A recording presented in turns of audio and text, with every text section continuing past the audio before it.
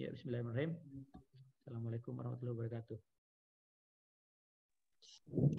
Waalaikumsalam warahmatullahi wabarakatuh. Oke, suara saya sudah jelas ya.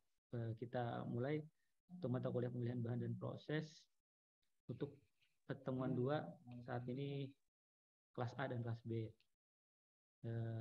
Terkait materi pertemuan 2 yaitu terkait failure of component. Jadi komponen-komponen apa saja yang menjadi penyebab terjadinya kegagalan, baik dari kegagalan terhadap bahan ataupun terhadap proses yang terjadi selama proses desain ataupun manufaktur sampai assembly.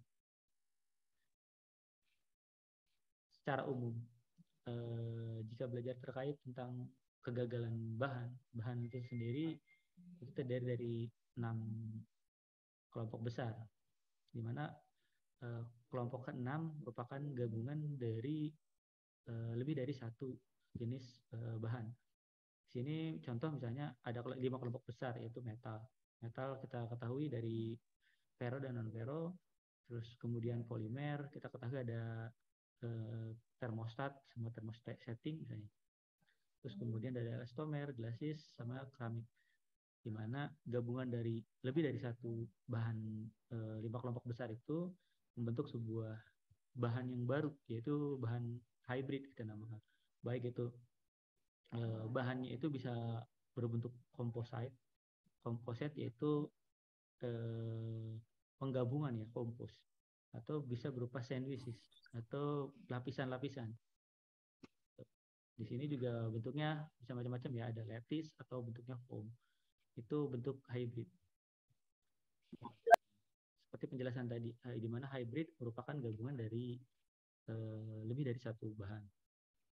Jadi bukan bahan hybrid itu bahan yang hemat energi gitu ya, tapi bukan, namanya hybrid lebih dari satu bahan yang bergabung. Terus kemudian dari bahan-bahan tersebut dari dahulu kala itu sebetulnya sudah mulai dikenal atau mulai digunakan oleh manusia, di mana evolusinya itu tersendiri dari misalnya ya 10.000 before Christ itu di sini ada dari zaman batu masih menggunakan bahan emas misalnya, metalnya hanya berkisar di gold saja, di mana goldnya digunakan untuk pengganti bahan-bahan yang dirasa lebih efisien, di mana sifat dari emas itu sendiri mudah dibentuk, ya, formability-nya bagus, terus kemudian permeability untuk dilenturkan sampai ketipisan sekian milimeter pun dia masih bisa tanpa rusak. Seperti yang kita lihat kalau misalnya di perhiasan cincin, misalnya anting, terus atau perhiasan yang lain itu bahkan sampai tipis cuma 1 gram, 2 gram, tapi dia bisa membentuk satu perhiasan dengan motif tertentu. Di mana gold juga memiliki sifat anti korosi yang sangat baik, di mana tidak mudah atau tidak gampang untuk mengikat oksigen, sehingga yang menjadi penyebab utama dari terjadinya karat. Berbeda dengan yang gold, pada zaman dulu masih sering digunakan yaitu bahan-bahan polimer dan elastomer yang biasa digunakan di alam, yaitu dari kayu, bentuk-bentuk kulit atau fibers. Terus kemudian ada composite, bisa ada straw brick misalnya untuk dari bahan sekam, atau misalnya bahan-bahan jerami misalnya. Terus kemudian ada bahan alam lagi ya, dari batu. Terus kemudian makin kesini makin berkurang penggunaannya karena dari bahan-bahan tersebut dicampur menjadi sebuah bahan baru. Contoh misalnya bentuknya semen atau pirokramik. Begitu juga dengan adanya perkembangan zaman, dari bahan polimer elastomer yang bahan umum di alam itu mulai dibentuk menjadi lebih spesifik. Misalnya sini polikarbon, polietilen, polipropilen. Berbanding sebalik yang tadi yang bahan lain makin sedikit, di pertengahan untuk metal sendiri dari 1800 sampai 1900-an itu malah makin tinggi penggunaannya. Di mana ini dipengaruhi oleh hal-hal lain, yaitu seperti revolusi industri di negara-negara Eropa atau Amerika, sehingga dia berkompetisi atau berbondong-bondong untuk mengeksploitasi sumber daya alam, sehingga sumber daya alam yang misalnya berasal dari alam tadi seperti metal yang digunakan untuk revolusi industri jadi semakin banyak. Juga meningkatnya munculnya mesin-mesin, mesin uap, kereta, kendaraan, dan lain-lain. Itu masih semakin banyak. Begitu juga penggunaannya selain untuk revolusi industri, juga untuk akhirnya muncul Perang Dunia I dan Perang Dunia II, kemudian muncul penjajahan. Itu adalah salah satu dari dampak dari revolusi industri itu. Sama seperti di kita di Indonesia ya. Mohon maaf memotong Pak. Ya, kenapa? Suara Bapak kecil Pak. Coba cek. Masih kecil Pak. Kenapa ya? Bentar, saya stop dulu. Ya, kita lanjut. Dari evolusi bahan tersebut juga sama. Bukan hanya bahan yang berevolusi, tapi produk-produknya juga berevolusi. Contoh misalnya evolusi dari bahan disusun jadi kamera ya, dari kamera analog menjadi kamera digital. Terus kemudian begitu juga dengan alat-alat lain, alat-alat rumah tangga, alat-alat kehidupan sehari-hari juga mengalami evolusi seiring bertambahnya meningkatnya zaman. Juga meningkatnya juga evolusi produk, di mana ketuntutan untuk lebih efisien, lebih murah, lebih praktis. Kemudian kita membahas tentang material properties. Material properties sendiri atau sifat-sifat dari material, di mana setiap material itu memiliki properti masing-masing atau memiliki atribut ya, properti atau atribut masing-masing, di mana atribut itu memiliki sifat-sifat material. Sifat itulah yang akan kita gunakan untuk atau kita manfaatkan untuk dalam pemilihan bahan dan proses. Contoh misalnya properti dari satu material dari sifat general atau sifat fisik. Sifat fisik yang dimaksud adalah sifat-sifat pada bahan yang tidak ada pembebanan atau reaksi dari eksternal, tetapi dia sudah ada. Contohnya misalnya density, harga. Terus misalnya sifat-sifat lainnya seperti massa. Dia tidak diberikan perlakuan apapun, massa itu tetap ada. Harganya juga tetap ada. Terus volume misalnya tetap ada, density tetap ada. Seperti itu contohnya. Berbeda dengan mechanical properties, yaitu sifat-sifat bahan yang merupakan respon dari pembebanan secara mekanik. Namanya juga mechanical property atau atribut-atribut secara mekanikal, yaitu respon dari pembebanan secara mekanik. Maksudnya pembebanan secara mekanik apa aja? Contoh misalnya uji tarik, berarti pembebanan secara tensile, di mana pada saat diuji tarik dia karena uji tarik termasuk dalam mechanical pembebanan secara mechanical propertiesnya, yaitu muncullah nilai yield strength, tensile strength, muncul Young modulus, terus kemudian muncul elongation, dan lain-lain. Begitu juga dengan pengujian lain atau pembebanan lain. Misalnya pembebanan dalam kompresif atau ditekan, maka muncul nilainya adalah compressive strength atau failure strength. Kalau pengujian atau pembebanannya misalnya secara dari titik atau digores di bagian luar, akan muncul nilai hardness-nya. Kemudian nilai wear rate, nilai tingkat keausan di bagian permukaan. Ya, berbeda antara mekanikal dengan thermal. Sedangkan thermal properties adalah satu respon dari sifat material yang terjadi akibat pembebanan secara thermal. Thermal yang dimaksud bukan hanya panas atau temperatur tinggi, juga temperatur yang rendah. Di mana di sini ada melting point atau ada freezing point, ada glass temperature, ada maksimum service, ada minimum service.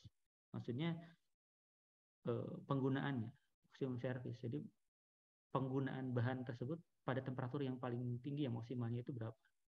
Terus penggunaan pada temperatur yang rendah. Begitu juga seterusnya. Sedangkan elektrik adalah respon dari material pada saat dia diberikan pembebanan dari elektrikal, dari kelistrikan. Kalau misalnya dia dialiri listrik, harusnya gimana? Apakah ternyata dia memberikan respon listrik dari ujung ke ujungnya tetap sampai, atau malah lebih rendah nilai listrik? Itu makanya muncul ada electrical resistivity. Dia resist terhadap electrical. Berarti nilai hambatannya berarti tinggi. Dari ujung A ke ujung B panjang 10 meter, kita aliri listrik, ternyata sampai ujung yang diterimanya tidak ada sama sekali atau kecil sekali listriknya. Berarti di dalam bahan itu memiliki nilai electrical resistivity yang tinggi. Terus kemudian yaitu juga jangan contoh-contoh electrical properties yang lain. Yang lain-lainnya juga ada tentang optical, itu bagaimana seperti kacamata ya. Jadi dari reflektifnya, atau misalnya bisa memantulkan cahaya, atau misalnya dari mampu meneruskan cahaya menjadi lebih transparan dan lain-lain. Itu yang bersifat optical property. Sedangkan untuk eco property lebih ke arah lingkungan. Sebagaimana dia menghasilkan carbon footprint, apakah nilai CO2 per sini sih satuannya bisa kilogram per kilogram, atau misalnya per area, atau misalnya per persatuan volume dalam ruangan, atau kemampuan dia untuk diserap pada oleh tanah.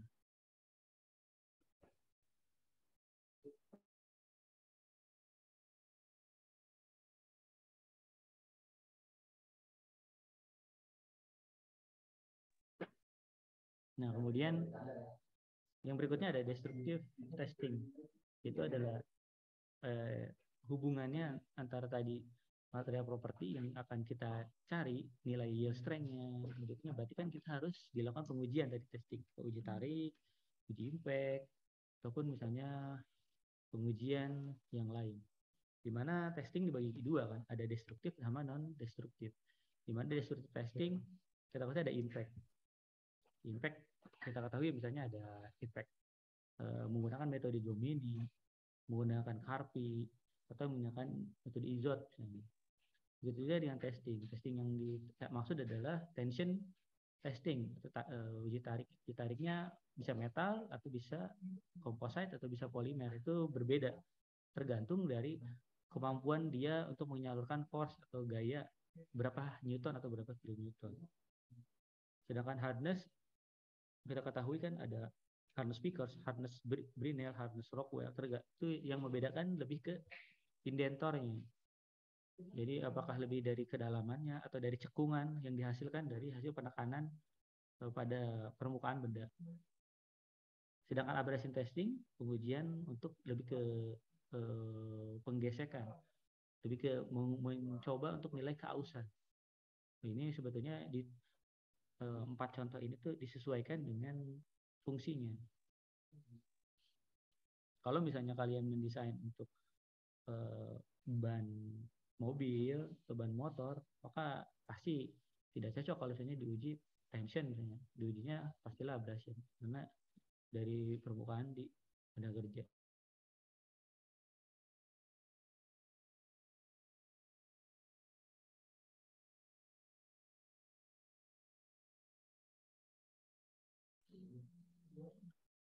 Terus kemudian kalau kalian misalnya mendesain untuk bahan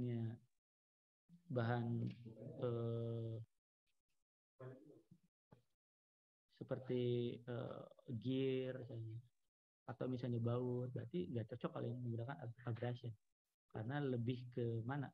Apakah dia ke penekanan di permukaan, berarti hardness, atau misalnya dia mengalami tadi baut mengalami puntir, berarti uji puntir, jangan lakukan uji impact.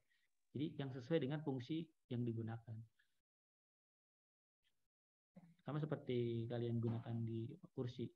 Pembebanan pada di kursi, kaki-kakinya mengalami compression atau compressive strength, berarti diuji secara kompresi atau penekanan. Tidak sesuai jika digunakan pengujiannya uji tarik gitu. Jadi sesuaikan itu dengan penggunaannya. Jadi bukan berarti yang penting penelitiannya harus ada pengujian, bukan. Jadi pengujian yang relevan. Jadi yang tidak relevan percuma. Jadi mubazir dilakukan juga tidak ada manfaatnya. Kemudian selain destruktif, ada juga non destruktif. Kalau destruktif itu pengujian spesimennya mengalami kerusakan, destruktif atau merusak. Sedangkan destruktif adalah pengujian yang tidak merusak. Di mana di sini contohnya ada empat jenis.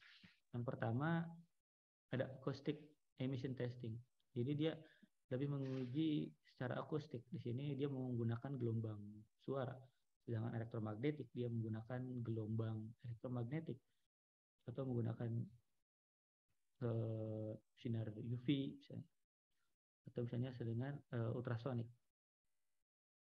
Dua-duanya sama.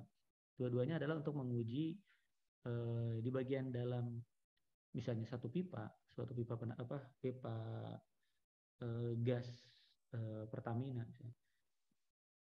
Kita tidak tahu bahwa di bagian mana di pipa itu yang mengalami kebocoran atau sudah mengalami korosi atau mengalami degradasi atau pengurangan secara terus-menerus di bagian permukaannya. Nah, kita hanya bisa menguji melalui non-destruktif. Tidak mungkin pipa itu kita rusak, terus kemudian kita sambung lagi. Itu sebagai contohnya. Cuman pendekatannya, ya karena kita tidak tahu pada saat menguji apakah di bagian dalam, atau bagian tengah, atau bagian luar yang dia mengalami sudah mengalami pelapukan, atau korosi, dan lain-lain. Yang berikutnya ada menggunakan dye penetrating testing. Ini adalah menggunakan bahan kimia yang dicampur sehingga menimbulkan warna yang berbeda. Sehingga warna itulah yang menunjukkan bahwa di bagian permukaannya itu memiliki celah atau cracking atau misalnya mengalami failure atau kegagalan. Ini seharusnya sudah pernah dilakukan di praktikum material teknik ya. Kemudian ada yang tidak merusak lagi adalah menggunakan vibration testing. Sebenarnya ini tujuannya untuk menguji seberapa normal atau sudah normalkah satu komponen atau mesin itu bergetar pada saat bahan atau satu komponen sedang dioperasikan, misalnya mesin CNC, kemudian mulai dioperasikan, muncul misalnya suara-suara atau getaran-getaran yang dianggap tidak normal. Nah, itu bisa kita uji. Kita buka lagi misalnya manual book dari vibration-nya maksimal berapa, dari suaranya misalnya maksimal berapa desibel, dan kita uji. Dari pengujian itu baru kita bandingkan apakah sudah cukup normal atau tidak. Jika tidak normal, kita bisa lakukan uji vibration secara lebih detail, dari per titik misalnya. Misalnya per titiknya, apakah misalnya pada putaran pada spindle-nya, atau misalnya pada motornya, kita tempel pada motornya, atau misalnya putaran pada komponen-komponen lain, untuk menentukan bahwa di titik atau di komponen tersebutlah yang menyebabkan getaran atau suara yang berlebihan tersebut, sehingga menjadi rujukan untuk kita melakukan perbaikan. Sini ada beberapa tipe kegagalan failure of component. Sini yang dijelaskan menurut failure analysis dan forensic engineering. Kegagalan dari komponen paling banyak itu terjadi pada corrosion atau bentuknya karat. Di sini bisa kita lihat bahwa di mana corrosion adalah pasti terjadi pada bahan yang terjadi pada metal. Makanya karena tadi kegunaan atau aplikasinya banyak menggunakan metal, maka corrosion-nya itu banyak, hampir berarti kalau hampir 30% berarti hampir semua metal musuhnya ya adalah korosi. Walaupun tadi ada penggunaan tentang polimer, keramik itu tidak mengalami korosi, tapi ada jenis yang lain, contoh misalnya fatik, brittle fracture. Nah, itu terjadi pada misalnya komposit atau misalnya pada tadi keramik dan kadang fatik itu kelelahan. Nanti ada penjelasan. Kita jelaskan. Sorry.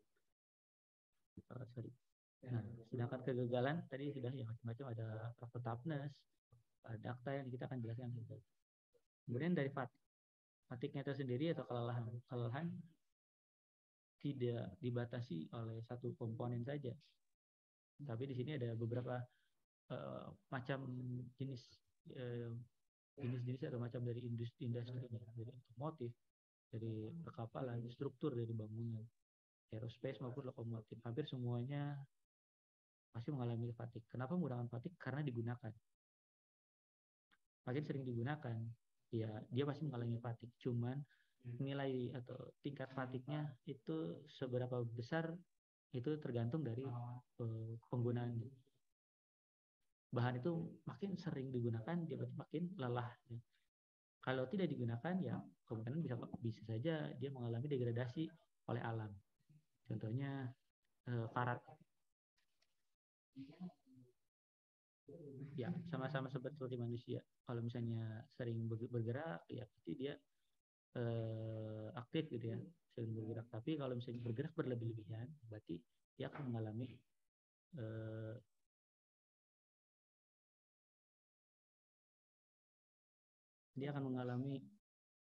kelelahan karena berlebihan di luar normal biasanya. Biasanya normal bekerja 8 jam, ternyata bekerja sampai 12 jam. Berarti kan lambat laun dia akan mengalami kelelahan. Tadi industrinya, sekarang juga komponen hampir semua tadi. Pada turbin, misalnya dia mengalami cracking, terus kemudian turbinnya juga pada blade yang mengalami cracking. Itu juga dengan komponen-komponen yang lain. Nah, ada berbagai jenis cracking yang dijelaskan sini ada 3. Dari atomistik, dia berubah antara butir-butir atom. Kemudian dari mesoscale, ada cracking yang terjadi pada saat dislokasi secara mekanik. Kemudian ada cross scale, itu ada finite element, menggunakan finite element yang dimana diakumulasikan secara meshing dari satu meshing ke meshing lain, atau lebih tinggi dari microscale yang lain. Nah, di sini jenis kelelahannya dari desain, kemudian kita lakukan dengan service loading, atau kira-kira pembebanan pada komponen itu berapa, terus kemudian kita lakukan simulasi, di mana simulasinya itu kita gabungkan dengan bahan yang digunakan, raw material, terus raw material itu kita manufacturing, jadi produksi, digabung dengan pengaruhnya pada service load atau penggunaan sehari-hari seberapa banyak. Terus kemudian damage accumulation-nya seberapa besar, ada perhitungan. Jadi di sini ada gabungan antara desain itu haruslah menyeluruh. Jadi desain, pada saat kalian mendesain bukan hanya untuk menggambar, tetapi kalian memperkirakan dari service loading atau penggunaannya secara fungsional seberapa besar, terus kemudian bahan yang digunakan apa, menggunakan produksi apa atau proses produksi apa, terus kemudian apa yang akan terjadi jika penggunaannya secara berlebihan atau misalnya lebih dari wajar. Terus kemudian diperhitungkan pada saat desain apakah ini aman digunakan atau tidak. Terus kemudian baru muncullah fatigue damage yang desain atau yang terjadi ada beberapa titik. Kalau ternyata fatigue damage lebih besar atau melebihi normal, maka harus ada yang berubah. Apakah kita ubah dari bahannya atau kita ubah dari segi pemprosesan prosesnya, di mana kita di sini adalah untuk pembahasan terkait pemilihan bahan dan proses dari manufacturing. Kemudian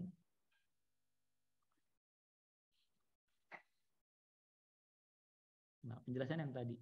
Kalau yang tadi terkait dengan fatigue, beda dengan ceritanya dengan brittle fracture sama ductile failure.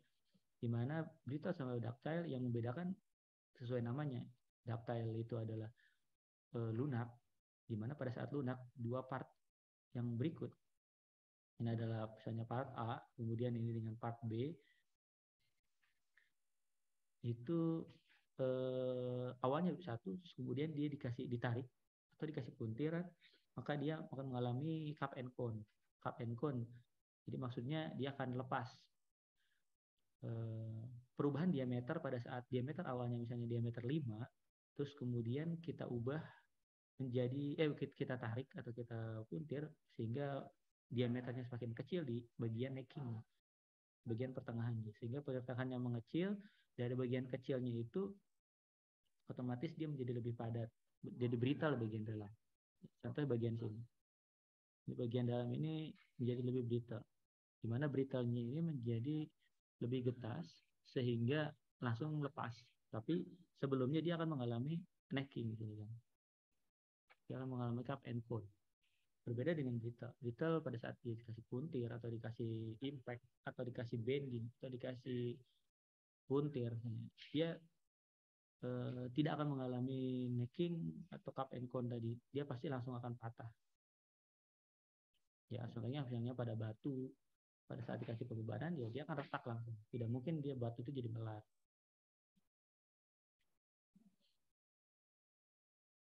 Kemudian terkait dengan fracture toughness. Fracture toughness menurut ASBI itu setidaknya ada 2 jenis fracture toughness. Itu pada bagian center atau center crack plate atau juga pada bagian samping atau di permukaan. Seperti yang kalian terlihat pada tadi di contoh kalian menggunakan apa tadi pengujian tadi dengan metode perbedaan warna yang terjadi saat terjadinya crack. Fracture atau retak sini yang dimaksud adalah retak pada bagian permukaan benda kerja. Yang membedakan hanya fracture toughness-nya tersendiri, yaitu ketahanan. Toughness-nya itu kan ketangguhan. Fracture itu retak, jadi ketangguhan terhadap retak pada saat benda-benda yang berpotensi untuk gagal walaupun retaknya sangat kecil sekali. Contohnya misalnya pada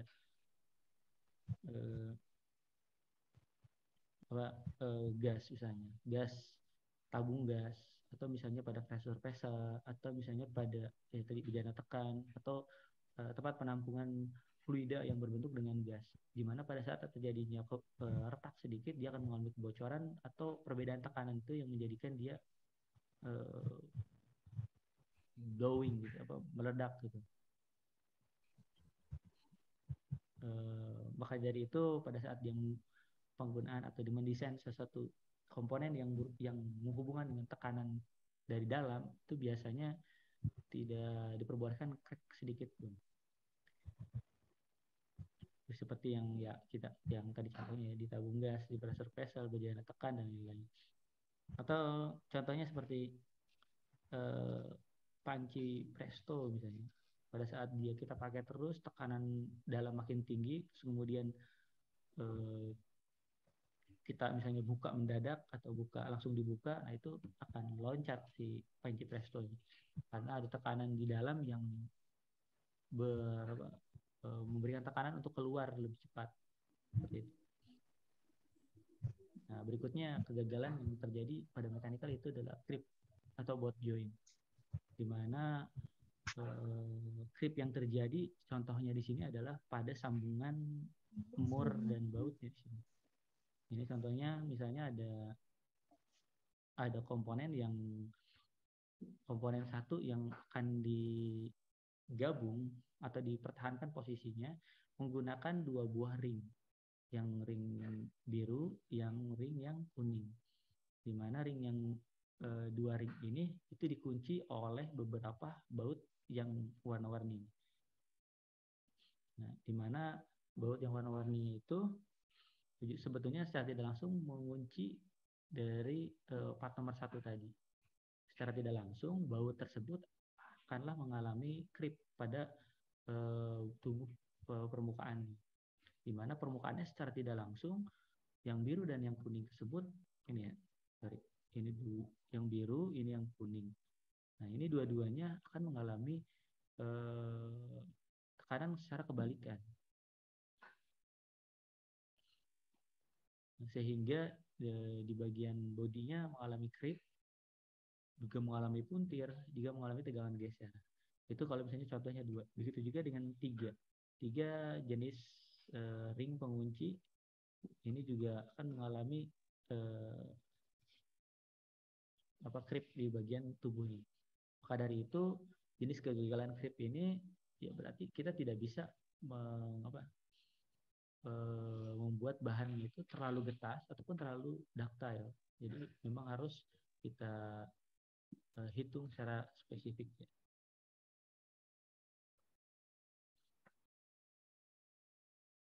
Kemudian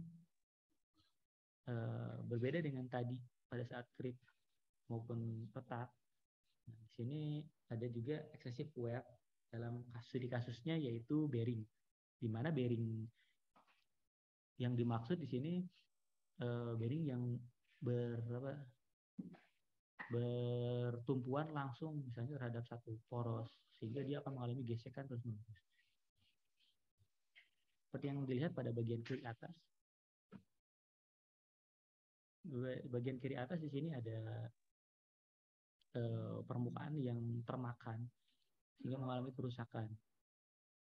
Ya, sesuai namanya excessive wear atau gesekan yang berlebih-lebihan. Di mana gesekan yang berlebih-lebihan haruslah ditunjang dengan misalnya pelumas, baik pelumas padat maupun pelumas cair. Jika kekurangan pelumas atau kelebihan pelumas pun tidak diperbolehkan. Jadi memang harus dipantau secara berkala ya. Ini satu kerusakan di bagian luar, kerusakan bagian dalam. Ini ada contoh kerusakan sebagian yang kemakan di bagian tengah, yang ternyata yang bagian tengahnya sudah misalnya tidak ada pelumas dan lain-lain. Ini kalau diperbesar, sehingga ada beberapa bagian yang sudah rusak ya, terkelupas. Nah, menurut Cineford Motor Company ada 6 jenis penggunaan 6 jenis kerusakan yang disebabkan oleh gesekan yang berlebihan pada bearing sini. Di sini contohnya yang pertama, lack of oil atau kekurangan oli. Seperti yang saya jelaskan tadi, pada saat kekurangan oli, di sini ada beberapa bagian yang tidak terkena oli itu akan merusak atau mengikis sebagian permukaan benda kerja. Contohnya yang tadi yang saya jelaskan di bagian tengah atas tengah ini. Sini, terus yang kedua ada fatigue failure. Ini ada kegagalan yang terkait dengan fatigue-nya atau dia sudah mulai lelah. Di sini muncul tanda tanya adalah dengan craters atau somprak gumpalan lembah, crater retakan atau berupa pocket yang kemakan. Terus yang berikutnya ada scratch by dirt. Ini lebih ke dirt embedded scratch into bearing. Nah, jadi into bearing material. Jadi ada yang sisa-sisa debu atau sisa yang kotoran yang menempel sehingga di sini lebih terlihat lebih kasar. Kalau yang ini tadi cekung ke dalam, ini ke luar. Jadi kotoran itu nempel di bagian permukaan.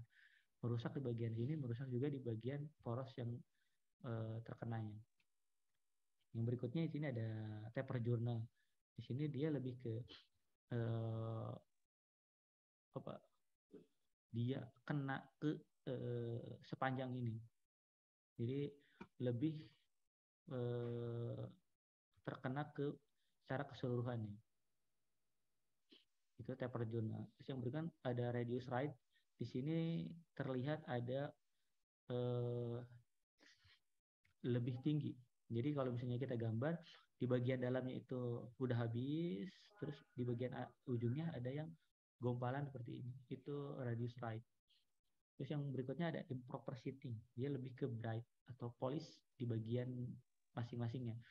Jadi kalau misalnya contohnya pada kampas rem cakram misalnya, itu kalau misalnya kampasnya habis, itu kan secara tidak langsung improper seatingnya terjadi sehingga seperti polish di bagian permukaan yang terjadi gesekan yang berlebihan tersebut sehingga menimbulkan perusakan di kedua belah pihaknya. Memang tampilannya seperti tadi bright atau terpolis ya, bright atau terpolis, tetapi malah makin tipis ya, tidak bisa digunakan. Itu malah lebih bahaya pada saat dipasang atau diganti yang baru pun ya harus diganti dua-duanya, berarti tidak bisa di repair atau dilakukan hal-hal yang lainnya. Terus kemudian oke, bentar. Nah, sedangkan yang tadi itu gesekan yang berlebihan, excessive wear, di sini ada terkait tentang impact load. Pada saat ini contoh ada 5 buah gambar A, B, C, D, E, di mana impact yang dimaksud adalah pada saat diberikan pembebanan secara impact, anggap impactnya itu diberikan oleh impactor bagian orange. Pada saat impactor yang memberikan impact pada satu benda, maka terjadi setidaknya terjadi respon dari benda kerja. Yang pertama ada terjadinya compressive local damage. Jelas pada saat dia menimpa satu buah spesimen, maka spesimen yang terkena impact secara langsung pasti mengalami local damage. Sini compressive local damage yang di bagian pertemuannya. Terus kemudian bukan hanya di local damage, tetapi juga rambatan dari impactnya itu mengalami rambatan impact yang sesuai, yang seperti jika kalian netesin sesuatu pada air, maka dia akan membutuhkan gelombang. Nah, di sini yang dinamakan adalah transmission of stress wave. Jadi tekanan tadi, impact yang dilakukan oleh impactor itu melakukan rambatan gelombang pada titik itu. Rambatan gelombang ini jelas makin jauh sebetulnya makin lemah, tetapi jenis kerusakannya bisa kita perkirakan.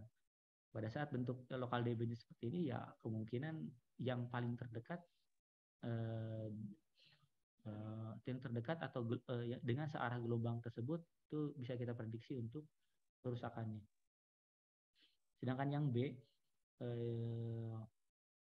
selain tadi local damage ataupun stress wave, itu terjadi juga flexural crack pada permukaan benda kerja, di mana flexural crack itu berbentuk serat-serat halus seperti rambut ya, itu yang searah dengan arah impactornya. Sedangkan yang C itu ada local crushing tadi, selain local damage ternyata ada local crushing yang bagian yang karena impactnya yang rusak, terus kemudian yang merambat langsung sehingga mengalami kerusakan di bagian ujung. Berbeda dengan yang poin A tadi, impactor hanya di bagian luar, bagian dalamnya walaupun terkena wave damage atau stress wave, dia tidak mengalami kerusakan. Kalau yang C itu mengalami kerusakan. Nah, sedangkan yang contoh yang berikutnya ada global shear plug. Nah, dia malah merusak langsung sama seperti di flexural crack pertama, terus keduanya dia lebih merambat lebih panjang. Yang berikutnya dia malah mengalami global atau kerusakan hampir mematahkan seluruhnya. Sedangkan yang contoh yang kelima ini inclined flexural shear crack. Dia lebih ke sama seperti yang flexural, tapi dia lebih bergabung ya antara vertikal maupun secara horizontal sehingga membentuk flexural shear yang lurus langsung untuk mengalami kepatahan. Sedangkan tadi sudah terkait tentang mechanical failure, sekarang ada environmental failure yang juga menyebabkan terhadap komponen, di mana lingkungan atau environmental ini kita ketahui ada sehari-hari ya, ada wind atau angin, ada air atau water, soil or ground atau pada tanah. Terus thermal tadi yang dijelaskan, baik itu high thermal atau low thermal, high temperature maupun low temperature. Itu UV light terkait dengan permukaan benda kerja atau spesimen yang mendapatkan respon dari cahaya UV. Masing-masing dari wind itu kan sama seperti misalnya pada propeller atau turbin angin pada pembangkit listrik, tenaga bayu. Pada saat mereka berputar, angin yang berhembus secara tidak langsung dia akan mengalami aliran untuk menekan dari propeller atau dari turbinnya. Di mana turbin ya dia memiliki sifat tadi yield strength maupun plastisitas, ada elastisitas, sehingga pada waktu tertentu dia akan mengalami perubahan atau tidak kembali lagi ke bentuk semula, sehingga dia mengalami plastisitas. Plastisitas itu yang menyebabkan dia kerusakan akibat eh, arah angin, tekanan angin di pembangkit listrik tenaga bayu. Sama halnya dengan pembangkit listrik tenaga bayu. Pembangkit listrik tenaga angin juga tenaga air juga disebabkan oleh tekanan. Cuman tekanan yang di sini adalah fluida yang jenisnya adalah air. Fluida yang memberikan tekanan pada turbin air, atau misalnya yang paling mudah pada saat pembangkit listrik tenaga air atau PLTA-nya menutup aliran air menjadi lebih sedikit tapi jadi lebih kuat. Nah, berarti perlu dipilih apakah cocok atau tidak si pintu air. Dari pintu airnya berarti harus menampung, jangan mudah untuk merusak atau mudah berubah bentuk jika ada tekanan dari air. Itu dari pintu air, terus kemudian masuk ke turbin air, terus kemudian masuk ke yang lain-lainnya. Bisa dibayangkan pembangkit listrik tenaga air saat ini udah berdiri ratusan tahun, tapi pintu air, turbin air jarang sekali mengalami kerusakan. Berarti sudah mengalami perhitungan yang betul-betul akurat. Kemudian the soil and ground itu yang disebabkan ya oleh tanah. Pada saat kalian membuat mekanisme blade atau pemotong tanaman, misalnya memotong rumput, berarti itu diperkirakan ada unsur-unsur yang menempel atau bergesekan langsung, bukan hanya rumput atau tanamannya. Berarti di situ ada gesekan terhadap tanah, gesekan terhadap batu misalnya. Terus ada air, ada matahari, dan lain-lain. Itu juga diperkirakan yang dapat menyebabkan kegagalan tadi, failure pada komponen-komponen. Thermal juga sama, mau high temperatur maupun low temperatur. Itu contoh adalah misalnya kalian mau mendesain sebuah storage, penampungan air panas dengan penampungan air dingin. Itu berbeda. Jika mempertahankan panas dengan mempertahankan dingin, otomatis kemampuan yang di dalamnya juga berbeda.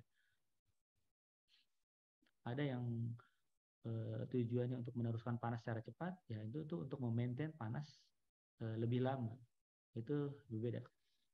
Ya contohnya aja ya, termos air panas itu berbeda dengan bahan yang dibutuhkan untuk freezer, untuk mempertahankan temperatur dingin.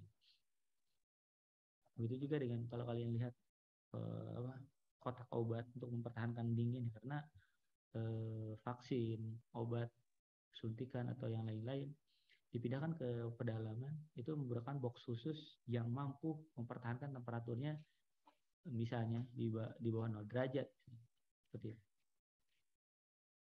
Kemudian ada UV light. UV light di sini dari efek dari pemaparan dari sinar UV yang berlebihan. Di sini ada jenis-jenis korosi. Korosi yang dimaksud itu terjadi akibat adanya 3 faktor tadi. Adanya metal, adanya air, adanya oksigen. Jadi kalau selain metal, baik itu ferro atau non ferro, itu bisa korosi. Tapi jika di luar ferro dan non ferro, berarti kemungkinan tidak bisa korosi. Berarti harus 3 hal ini. Jadi kalaupun misalnya untuk menanggulangi korosi, ya kalian pilih membebaskan dia dari oksigen, membebaskan dari water. Ya, water itu terjadi bukan cuma air secara kasat mata, tapi juga secara uap air, di mana udara kita saat ini juga mengalami terdiri dari uap air. Apalagi ya bisa dibilang kan udara lembab, itu udara yang mengandung uap air. Atau mengganti bahannya, tidak menggunakan metal untuk menanggulangi tidak adanya korosi. Pada bagian atas gambar, misalnya pada gearbox, sering terjadi gearbox ukuran besar pada sebuah kapal, itu malah sering terjadi pengkaratan pada bagian luar gear, walaupun di bagian dalam bisa saja tidak mengalami karatan. Begitu juga dengan part lain, misalnya pada sambungan bautnya, pada bodi dari kapalnya, atau pada sistem penggerak yang lainnya. Di mana jenis-jenis dari korosinya tersebut secara garis besar di sini ada 10. Pertama uniform, semuanya merata dengan tingkat karat yang bentuknya sama, atau intergranular seperti yang di baut ini. Dia intergranular, ada beberapa titik yang kepekatan karatnya tinggi, sedangkan yang lainnya uniform. Juga ada yang terkait dengan galvanik. Jadi ada kerusakan bagian luar sehingga ada mengalami keropos, terus ada crevice, dia ada keropos sampai ke bagian dalam, bahkan bagian dalam. Terus bagian pitting dia hampir di permukaannya, dia merusak di permukaannya, bisa dirasakan pada saat disentuh ternyata banyak yang sudah terkelupas. Kemudian ada terkait dengan hydrogen damage, ada perukaan di permukaan atau retak di permukaan, ada juga internal void atau kerusakan langsung di bagian dalam walaupun tidak terlihat. Kemudian ada stress corrosion. Dia di luarnya itu intergranular, terus kemudian ada seperti rambut atau akar yang menyerap di bagian dalam sehingga mengalami keropos langsung.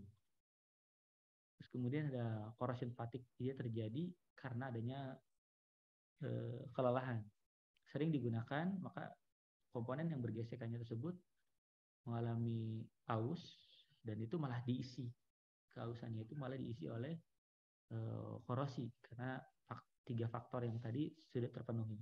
Dipakai, terus kemudian misalnya lupa dibersihkan, terus kemudian besoknya terjadi oksidasi, malamnya malah terjadi proses pengkaratan. Terus kemudian ada hydrogen induced cracking. Jadi pada saat penggunaannya hidrogen pada penggunaan tertentu yang menggunakan difusi dari oksigen, difusi dari hidrogen. Hidrogennya itu masuk ke dalam benda kerja, istilahnya diinduksi, itu malah menyebabkan cracking, corrosion. Kalau ini cavitation, erosion, flattening, nah ini seperti penggunaan angkat magnet terus menerus sehingga dia mengalami erosion atau cavitation di bagian permukaan. Nah, tadi yang ini ada contoh tentang UV light atau thermal failure. Di sini ada 2 jenis, ada flake sama cracking. Flaking contohnya di bagian yang kiri, dia merusak di bagian permukaan, seperti merusak bagian catnya. Seperti di rumah juga ada yang merusak bagian cat.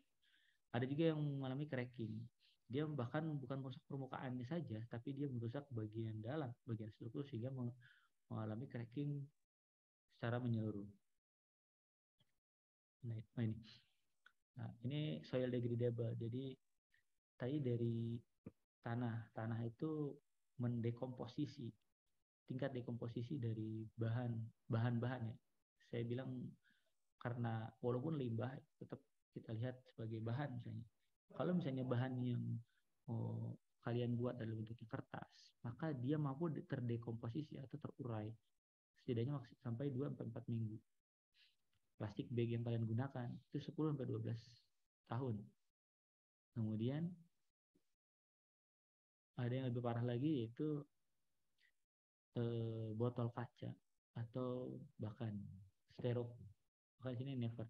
Karena apa saya ini biayanya rendah tetapi proses daur ulangnya sulit. Di sini cause of failure component atau penyebab dari kegagalan dari sebuah komponen. Hampir dari semua komponen yang terjadi gagalnya itu gara-gara poor of selection material. Jadi dia karena rendahnya tingkat pemahaman terkait pemilihan bahan. Kalian mau buat mesin pencacah jagung, ternyata yang penting bahan yang ada IC 1030 ya udah kalian pakai 1030 tanpa memperhatikan bahan yang cocok secara sesuai dengan fungsi dan kegunaannya. Kalian membuat rangka dari go-kart misalnya. Oh adanya ternyata pipa baja yang ada di toko itu kita pakai aja. Ternyata pas dipakai kadang-kadang bermanuver sulit, atau misalnya kadang sudah berapa kali pakai ternyata udah mulai patah di bagian tengah. Nah, itu gara-gara kegagalan dalam pemilihan materialnya. Jadi pemilihan material ya bukan cuma milih, tetapi kita memikirkan tentang properti dari materialnya yang sesuai dengan fungsi. Terus kemudian ada manufacturing defect. Di sini ada manufacturing defect maksudnya pada kegagalan pada saat proses manufacturingnya. Pada saat misalnya proses milling dilakukan, ternyata masih ada engine yang tersisa, yaitu misalnya bari atau misalnya den dan lain-lain. Atau misalnya pada saat proses penyambungan assembling menggunakan pengelasan, ternyata pengelasan malah terjadi porositas misalnya. Nah, itu kegagalan pada saat proses manufacturing. Jenis manufacturing apa saja. Terus kemudian ada 20% itu kurang lebih adalah untuk incorrect design analysis, salah dalam memperkirakan atau menghitung. Kalian membuat perhitungan menggunakan ANSYS, kemudian kalian menggunakan yaitu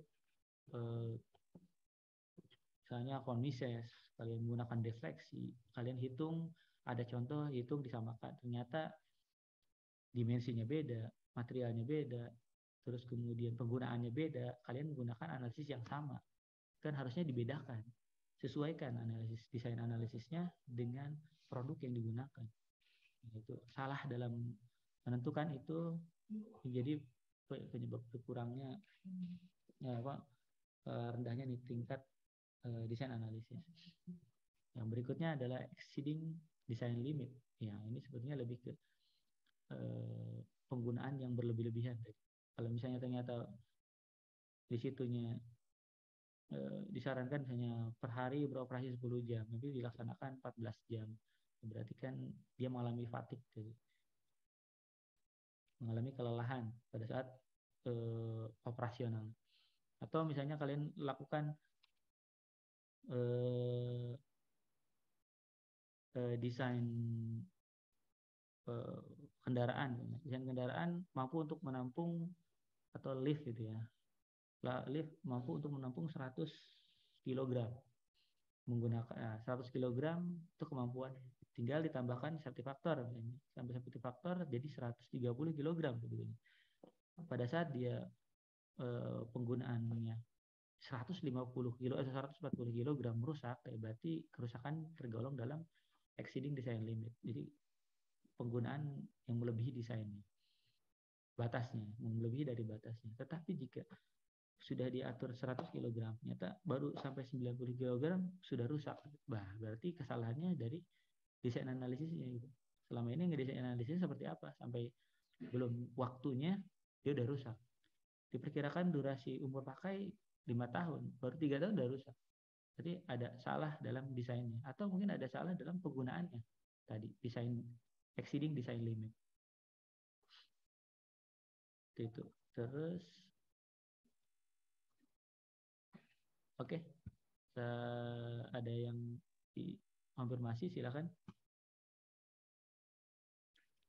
Silakan, ada yang tanyakan dulu sebelum kita lanjutkan tanya jawab nanti. Pak, saya ingin bertanya, Pak. Ya, Bilma. Iya, Pak. Perkenalkan, nama saya Bilma Ramadan, NPM 19 10 3 11 dari kelas B, Pak. Saya ingin bertanya tentang ini, Pak. Semisal dari hasil pengelasan itu lebih diunggulkan pengujian destruktif tes apa non-destruktif tes, Pak? Oke, ada lagi? Dah. Udah, Pak. Oke, jadi pada saat penggunaan destruktif ataupun non destruktif itu bukan mana yang diunggulkan. Jadi itu nanyanya kayak lebih enak mana, ayam apa ikan? Itu kan beda konteks gitu. Jadi konteksnya tergantung. Kamu pada saat kamu mengelas siku, atau misalnya mengelas rangka mobil listrik. Rangka mobil listrik kamu gelas menggunakan arc welding, atau misalnya menggunakan GTAW. Nah, pada saat penggunaan GTAW itu yang kualitas apa yang kamu pengen lihat? Kalau misalnya kualitas di permukaan, apakah ada cracking, ya kalian tinggal dye penetran. Nggak mungkin mau di permukaannya, saya mau menggunakan ultrasonik, kan nggak nyambung. Gitu. Sedangkan yang menggunakan ultrasonik atau akustik kan untuk melihat kerusakan yang di bagian dalam. Itu kan nggak sesuai. Terus kalau misalnya saya mau melihat kekuatan dari bahannya, itu kalian pakai ultrasonik misalnya. Nggak bisa. Kalau mau mengetahui nilai dari modulus elastisitas, ya kalian uji merusak. Nggak bisa perkirakan nilai dari modulus elastisitas jika tidak diuji tarik. Gitu. Tidak bisa pendekatannya seperti itu. Jadi kalau misalnya mau tahu ketahanan robek, ya dirobek. Gitu. Kalau misalnya tahu di kehalusan permukaan, ya surface roughness.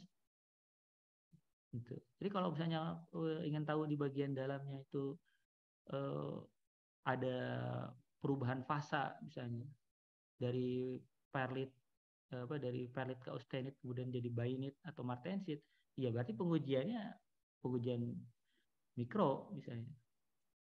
Nggak bisa kita pakai tadi akustik.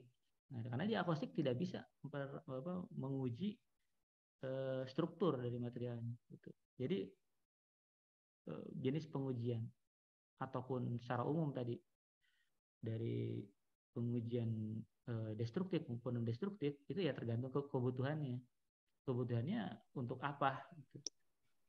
Jadi bukan pilihan, bukan mana yang terbaik, mana yang lebih unggul, tetapi mana yang dibutuhkan pakai. Jadi masing-masing tidak ada saingan, jadi itu masing-masing asal yang sesuai ya bisa digunakan gitu Bilma. Siap, terima kasih ya Pak. Enggak. Ada lagi? Silakan.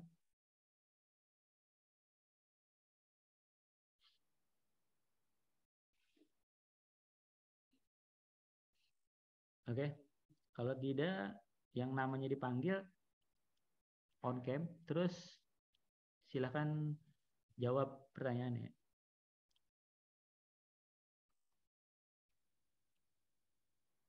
Oke.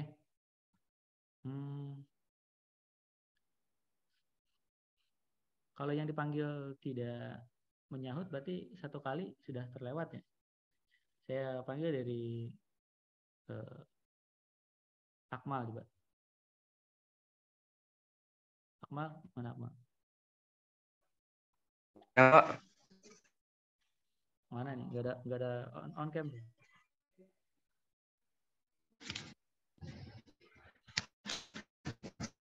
Ada Pak. Gak ada videonya nih. Saya sudah on cam ini Pak. Oke, udah kelihatan. Coba Akmal. Tadi mungkin jaringannya Pak. Ya. Oke, Akmal. Akmal, tadi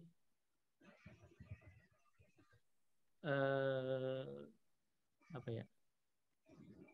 Coba kamu tadi kan ada secara engineering material tuh kan ada 6 jenis gitu. Kemudian Iya, Pak. ada satu jenis misalnya itu terkait tentang hybrid. Bisa dijelasin nggak? Oh iya Pak. Yang saya tangkap, maaf Pak, sebelumnya suara saya masuk tuh Pak, takutnya Jelas. Nah, saya tangkap itu ada satu materi yang namanya material hybrid itu gabungan antara dari ke 5 material itu Pak. Campuran itu bisa berbentuk sandwich ataupun apa tuh satu lagi saya lupa Pak. Itu aja sih yang saya tangkap, gabungan intinya Pak. Intinya gabungan dari 5 maksudnya. Bukan Pak, jadi bisa antara 1 atau 2 gitu atau lebih banyak gitu Pak. Oke, gitu ya. Jadi gabungan lebih dari 1 bahan baik itu secara sandwich maupun secara composite. Oke, lanjut. Mal sudah, terus Tatang Pak. Ya Pak. Oke, Tatang. Tadi kan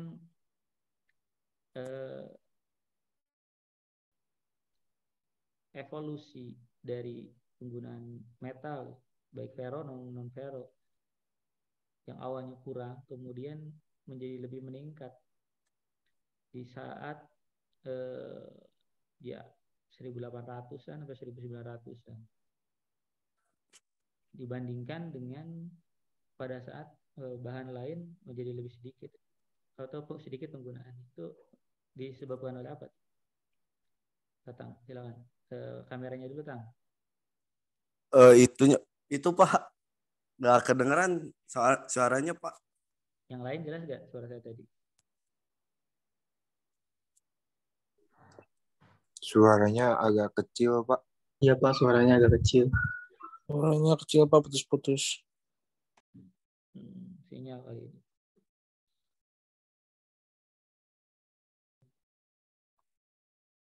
Coba cek suara saya jelas nggak?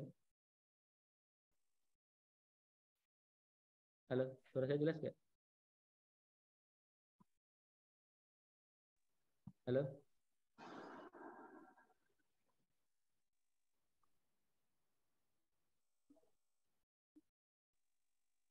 Halo, suara saya jelas nggak, Tatang?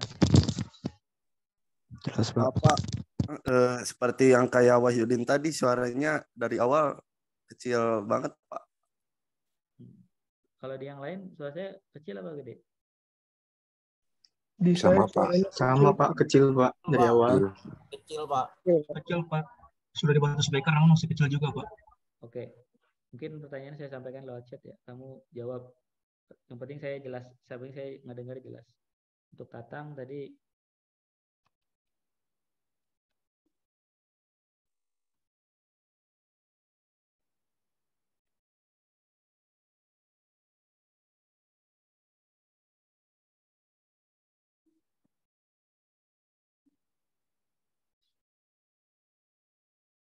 Ya, jawab Tatang.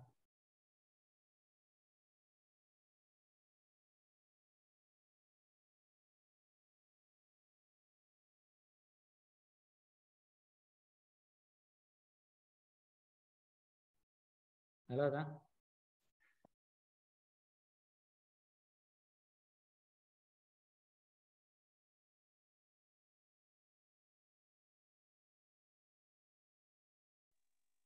Maaf Pak, materinya kurang paham Pak soal itu. Oke, Tatang ganti.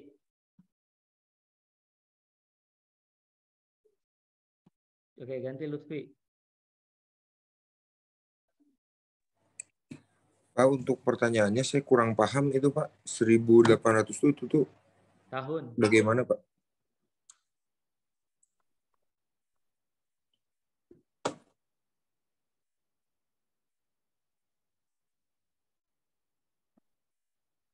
Tahun, maksudnya tahun.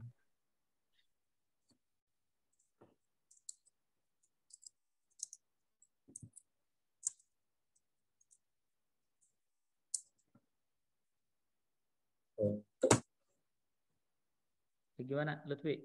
Yuk. Itu tahun Pak. 1.800 sampai. Ayo jawab, Lutfi.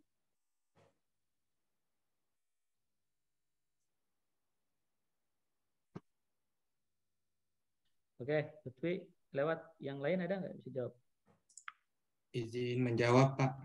Yuk, Herjuno. Ya. Perkenalkan, nama saya Muhammad Herjuno. Jadi, mengapa tahun 1900 penggunaan metal makin meningkat? Karena pada dasarnya perkembangan material itu didasari adanya kebutuhan, suatu kebutuhan.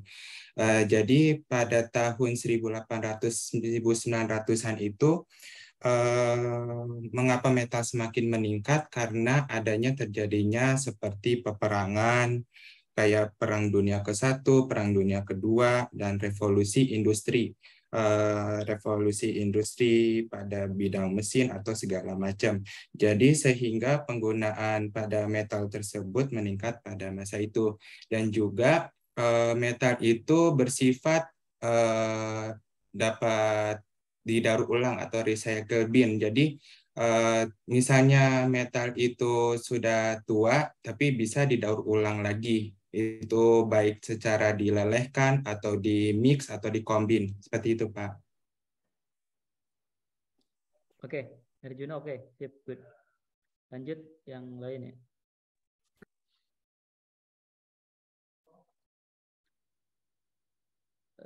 Raffi Faras coba.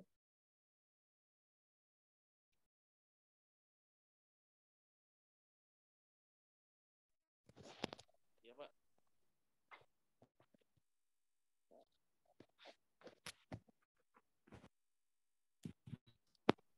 Iya, Pak. Coba jelaskan apa itu tadi material properties.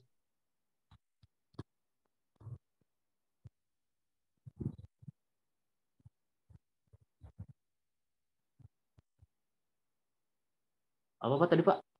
Itu di chat coba, tadi baca. Oh, material properties.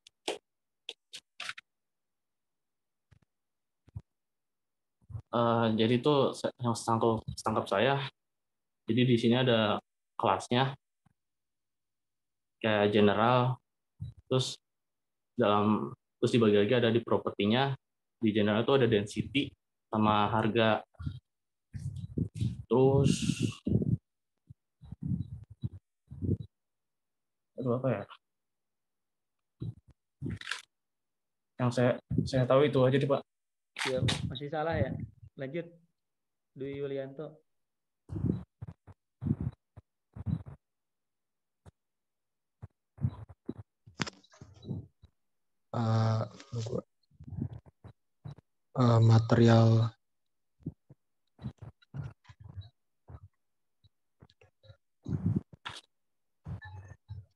Material properties itu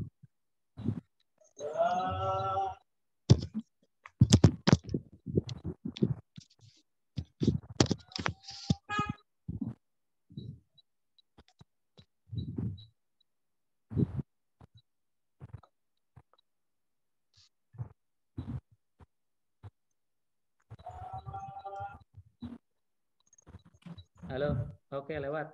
Yuk. Yuk, Muhammad Wahyudin.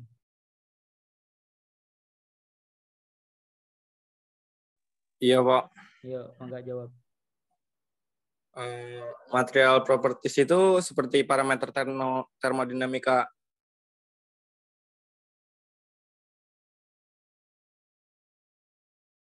Halo?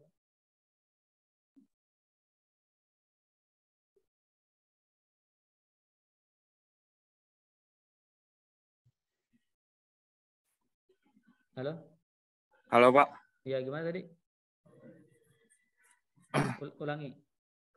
Parameter termodinamika intensif yang khususnya untuk bahan tertentu yang seperti kayak tadi itu contohnya ada thermal dan apa saya lupa gitu, Pak. Oke, lewat salah. Yang bisa siapa?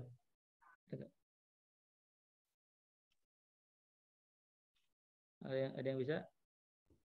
Saya, Pak. Pak, Saya mau izin jawab. jawab. Ayo Adib. Ya, sudah terdengar, Pak. Ya, sudah. Material properties itu yang saya tangkap itu setiap material itu pasti ada sifat-sifatnya. Nah, itu yang bisa dibilang properties dari sifat general, mekanik, thermal, electrical, optical itu adalah sifat-sifat yang ada di dalam satu material. Nah, sifat-sifatnya itu yang kita pakai untuk itu apa, Pak?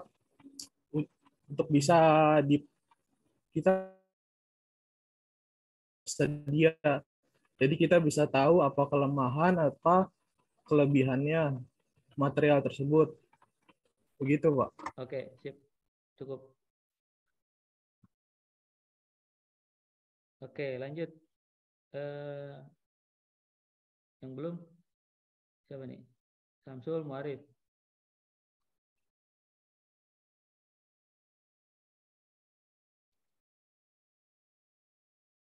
Halo Samsul Muarif.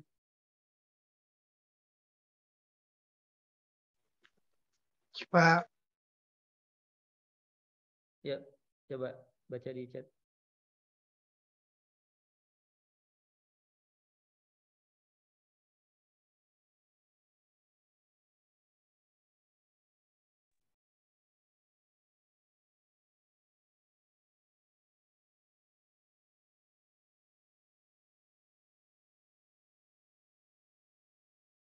Ya, muncul mechanical properties apa saja pada saat pengujian tension testing.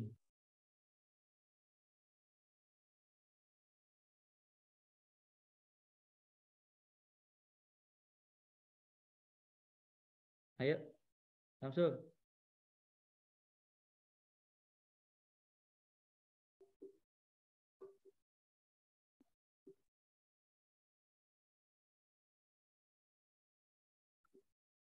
Ayo Samsul, nggak ada suaranya. Ditutup lagi nggak itunya?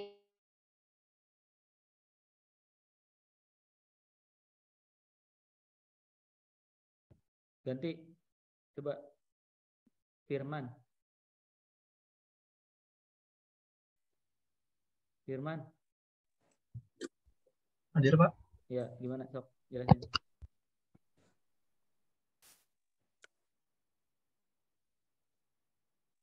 Bentar, Pak.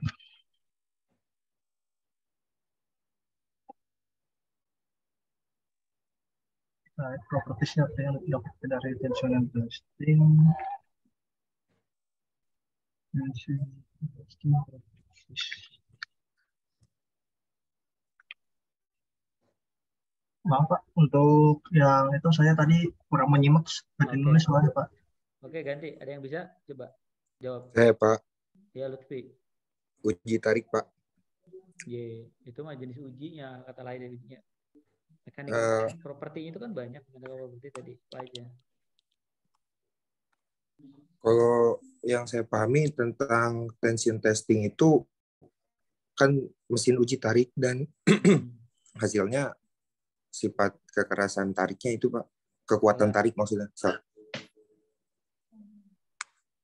Coba ulangi.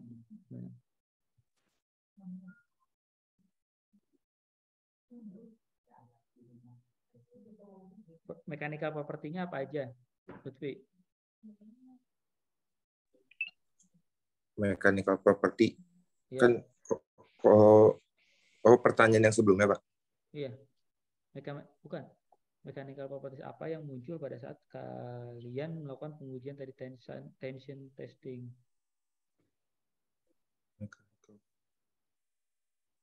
Tadi kan udah dibahas juga itu. Sifat mekaniknya berarti kan. Ya, sifat mekaniknya apa aja? Untuk satuan itunya bukan Pak, hasil pengujiannya. Coba apa aja sebutin. Newton meter. Salah. Ada lagi yang lain jelasin.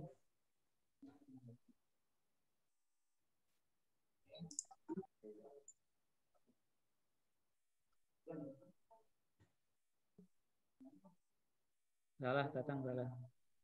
Oke, saya ganti pertanyaan. Nanti coba lihat di rekaman ya. Oke. Kalau apa, Taufik Sandy.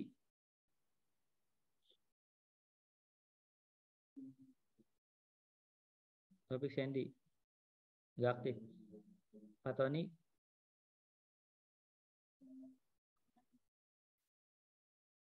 Halo. Pak Tony. Nggak ada. Gilang Putra.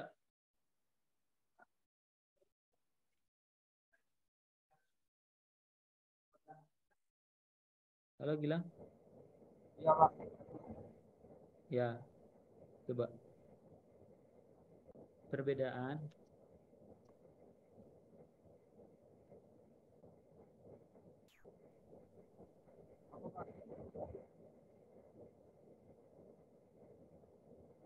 apa? Tadi kan udah dijelasin tuh. Ada akustik sama ultrasonic testing. Ya, bedainnya apa sih?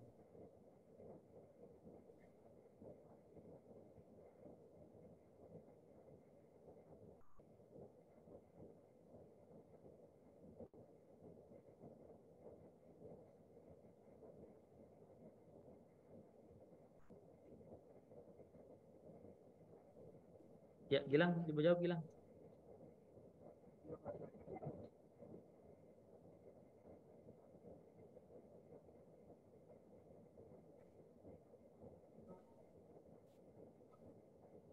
Lewat. Gak ada respon. Ganti. Nanang.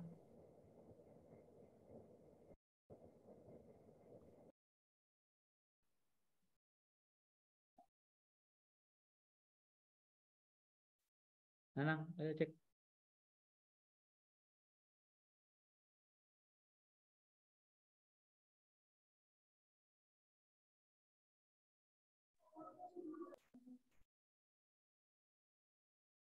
Halo Nanang, mana Nanang?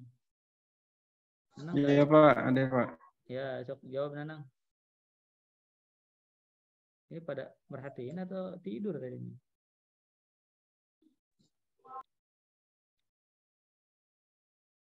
Yuk, Nanang nggak bisa juga. Ada yang bisa? Saya Pak, Akmal. yang saya jadi pertanyaannya bentar lihat dulu Pak.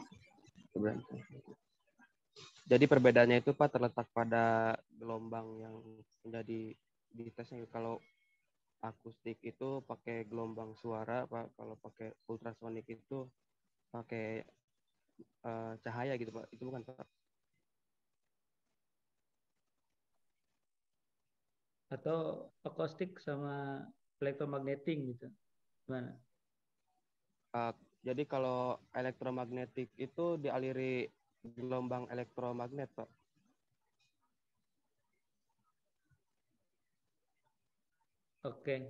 Oke lah, sip. Lanjut. Gesang.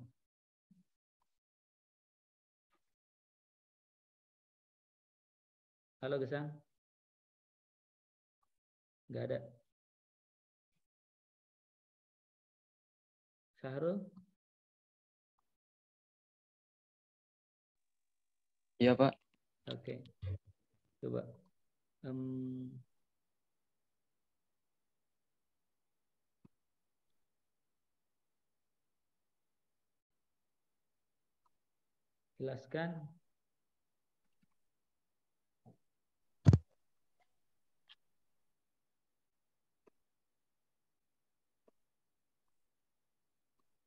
Jelaskan coba terkait fatik. Sahrul.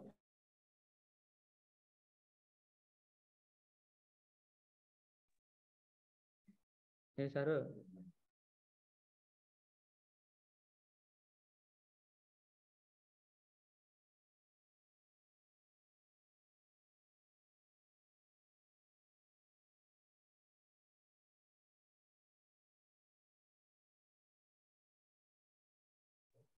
Oke, Sahrul lewat.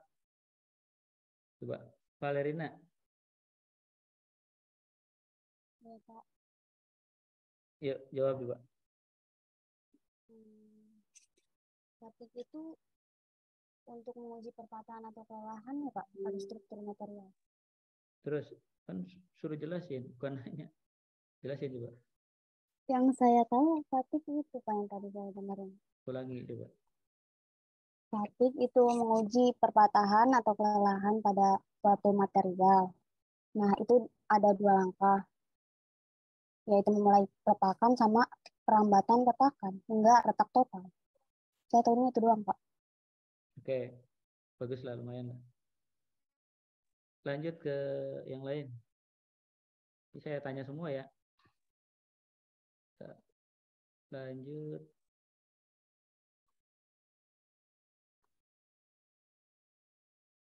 Ke Opan ada nggak?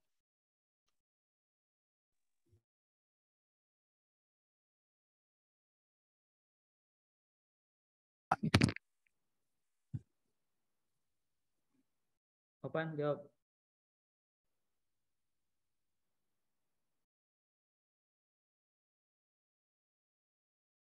Oke, Opan lewat.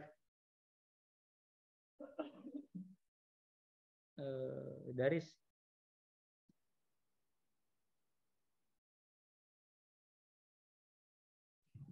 Halo Daris.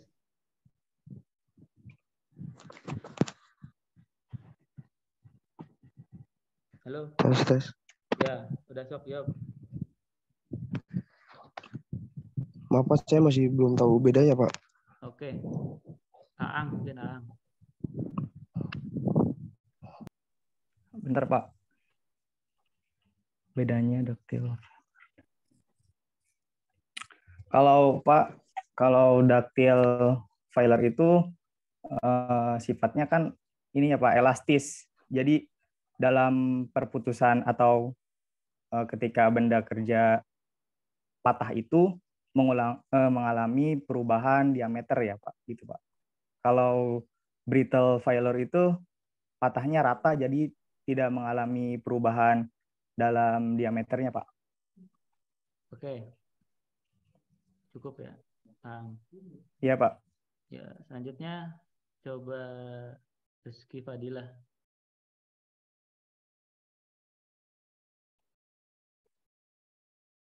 Halo, Rizky. Oh iya Pak, hadir Pak. Ya, ini coba jelaskan terkait tentang faktor toughness.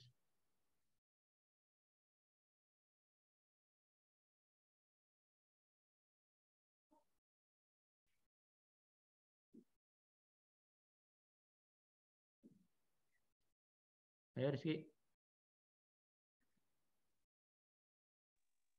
Yang saya tanggap sih tentang apa ya, elastisitas suatu tegangan bukan Pak? Salah, ganti. Nggak nyambung ya. Didik coba.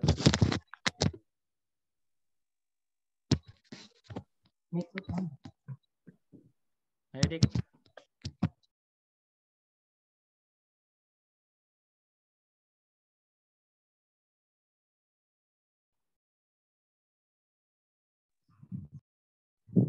Pak, maaf Pak, saya izin berpendapat Pak. Saya nanya Didik dulu. Didik. Oh iya Pak, maaf.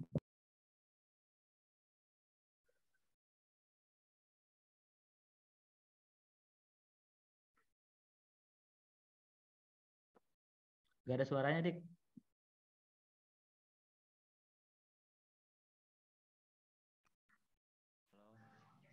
Cek, ada suaranya nggak Pak? Ya, udah mulai ada nih. Yuk. Ada Pak. Coba jawab. Izin jawab ya Pak. Ya, sok. Di situ yang saya pahami itu kemampuan material untuk menahan beban atau deformasi yang terjadi akibat retak dengan memperhatikan faktor materialnya Pak. Ulangi coba. Jangan baca tuh. Yang saya catat yaitu Pak kemampuan material untuk menahan beban atau deformasi yang terjadi akibat dari untuk dengan memperhatikan faktor dari cacat material itu Pak. Enggak, yang pertama sama kedua beda nih penjelasannya. Coba ulangi. Kemampuan material untuk menahan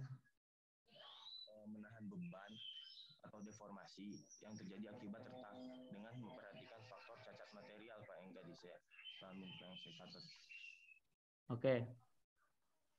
Oke, lumayan lah. Ada yang mau nambahin lain? Pak, maaf Pak, saya izin berpendapat Pak. Ya, Daris. Ya, jadi sepemahaman saya itu kayak suatu pengindikasian dari stres yang terjadi pada material, bukan Pak? Salah. Oh, baik, maaf. Oke, berarti lebih mendekati yang Didik tadi ya? Ya Pak, masih kurang berarti Pak. Oke, lanjut yang lain. Pertanyaan yang lain lah. Oh, baik Pak, terima kasih Pak. Ya.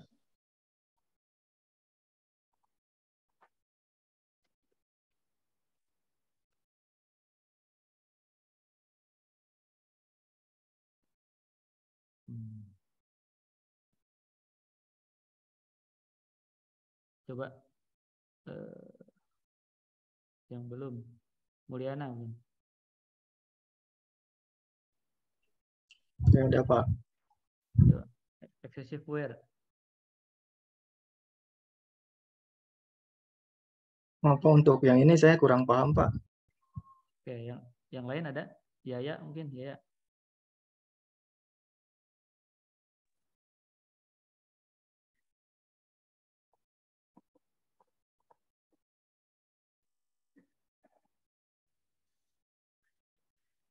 Minggu depan kita langsung tanya jawab ya, nggak ada penjelasan materi, nanti kalian baca materinya duluan. Oh ya, jawab.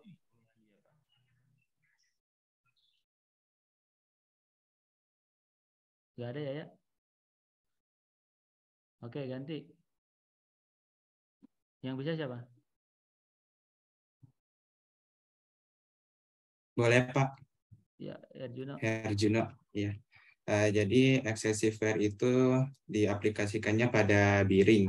Jadi excessive wear itu artinya gesekan yang berlebihan, yang dimana terjadinya keausan pada bantalan utama pada mesin tersebut, Pak. Jadi utama mesin induk.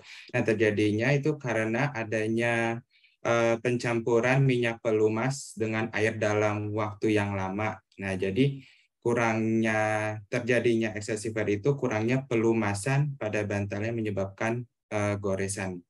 Oke, cukup. Terima kasih Pak. Ya. Oke, pertanyaan berikutnya ya.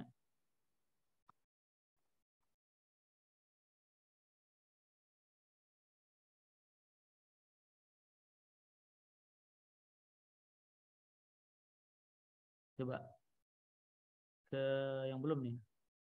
Muhammad Ridwan. Nah, itu coba jelaskan 2. Kan contohnya tadi ada 6. Kamu jelaskan 2 dari 6 itu. Yang pertama itu yang saya ingat itu ada lack of oil ya Pak. Yang pertama, nah itu kekurangan oli atau pelumas yang mengakibatkan maka kehausan pada benda kerja atau pada bearing tersebut Pak. Yang kedua itu ada fatigue failure Pak. Nah itu ada beberapa gumpalan-gumpalan atau bopakan. Gopeng karena termakan Pak, karena sering dipakai. Gitu Pak, kurang lebih Pak. Sip. Lanjut. Fitrah. Fitrah. Tadi kan 2. Dari 6 kan udah 2 tuh. Kamu jelasin 2 yang lainnya. Yang belum dijelasin.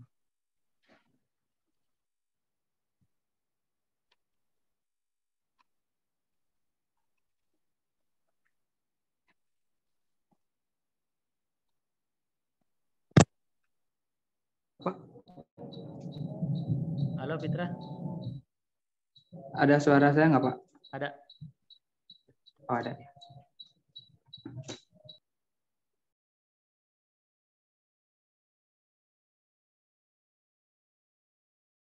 Yuk.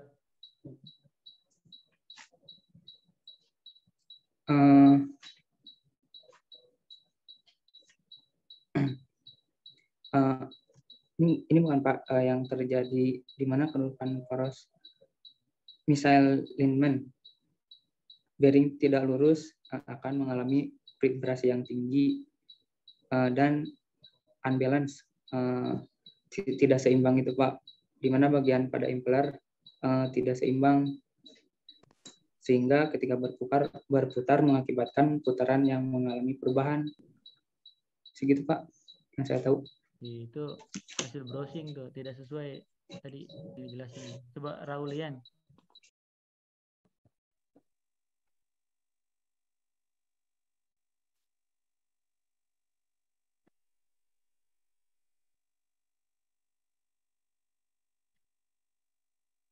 Ada? Ada respon juga. Ada yang lain ada yang bisa? Raulian tidak ada suaranya.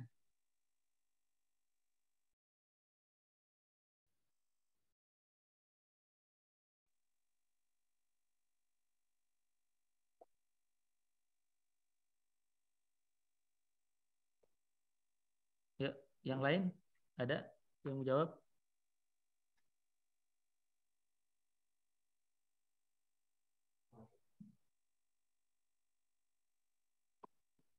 Nggak ada.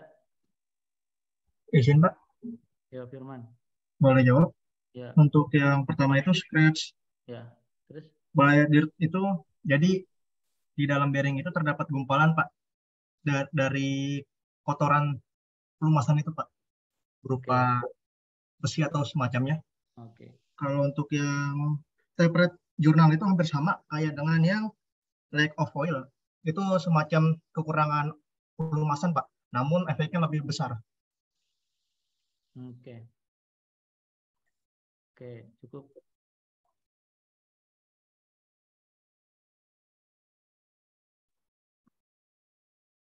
Yang belum siapa ya? Maruli. Ya, Pak.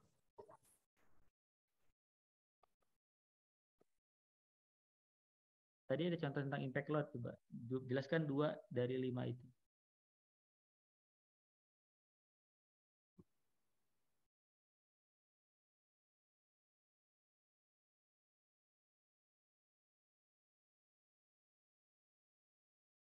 Maruli.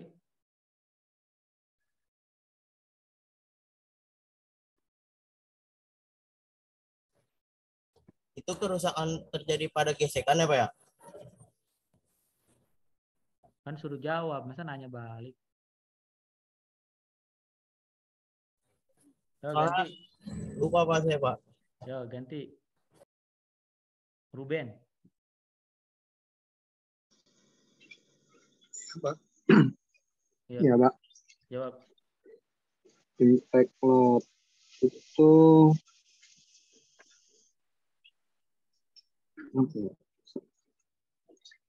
ini Pak, kerusakan yang biasanya dialami pengemudinya mungkin kayak pengemudinya yang buruk. Salah. Oke, ganti. Gesang. Udah gesang udah. Tanya. Hafiz.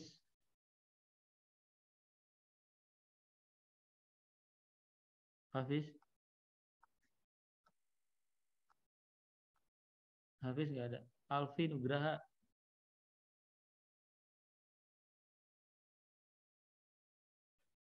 Alfi nggak ada. Kistan.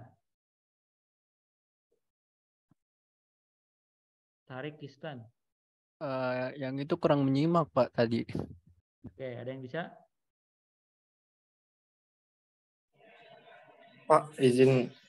Itu improper setting bukan Pak? Kayak dudukan yang salah gitu Pak, sama radius right.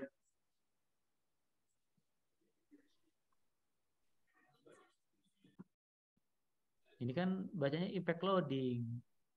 Kenapa jadi jawabnya ke situ? Izin jawab boleh Pak? Ya, Firman. Saya jawab berdasarkan gambar Pak ya. Ya. Yang pertama itu kan flexural cracks, itu dia letik semacam patahan dari titik lentur itu Pak. Jadi titik lenturnya itu dia tidak sanggup menahan, jadi sehingga ada keretakan Pak.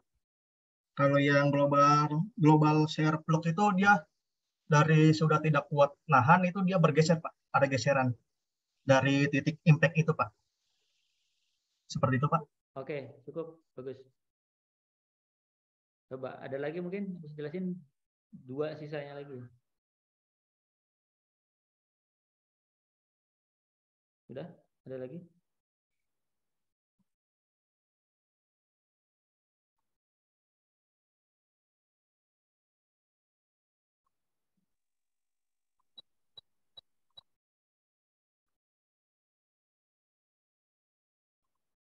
Oke, ganti.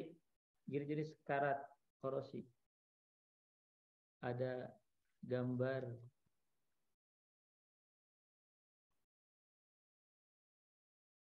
Ada 4 gambar ya. Itu termasuk jenis korosi yang mana? Silakan. Alda mungkin.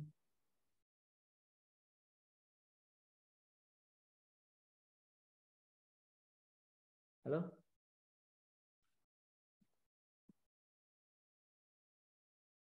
Aldo nggak ada, Alda. Oke, Arya Kusuma.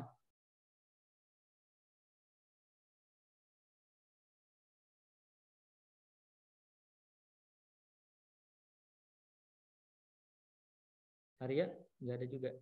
Oke. Yang bisa mungkin Rahmat Romdoni. Rahmat Romdoni nggak ada.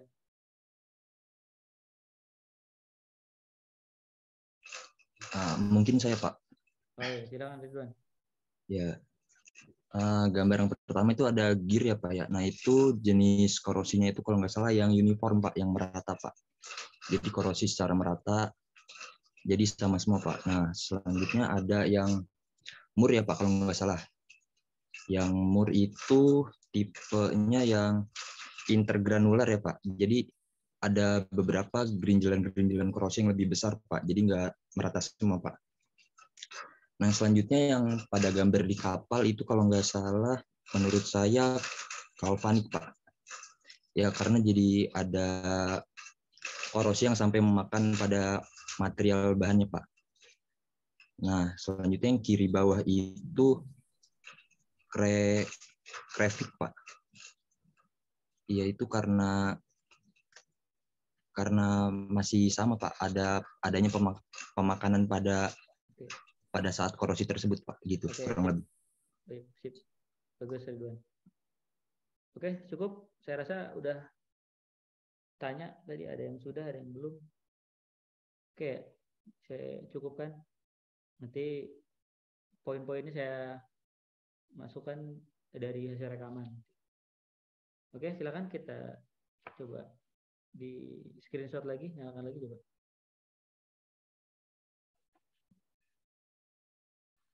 Saya tutup dulu ya.